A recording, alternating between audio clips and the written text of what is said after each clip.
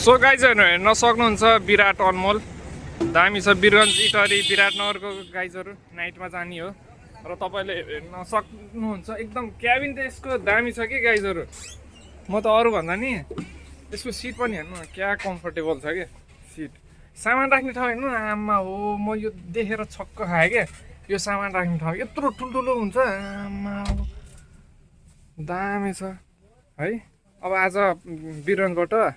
विराटनगर जाँदैछ यस्तो छ सामान राख्ने ठाउँ त लास्ट ठुलो क्या लास्टै ठुलो यस्ता स्लिपर पनि रहेछ डबल स्लिपर रहेछ यस्तो छ स्लिपर एउटा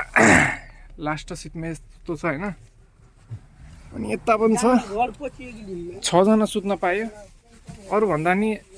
यसको यो सामान राख्ने ठाउँ के आमा हो कति ठुलो कि स्पेस है सिसी क्यामेरा छ गाइजहरू तपाईँले त्यो पनि देखाउँछु फराकिलो डिस्टेन्स हेर्नु न यताको डिस्टेन्स आमा हो यहाँ छेउमा बस्दा नि नटासिने कि नछुने यस्तो अहिले पनि ग्याप छ यो फोल्डिङ गऱ्यो भने यस्तो बस्न पो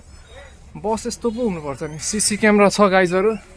र रुम फ्रेसनर जस्तो के छ है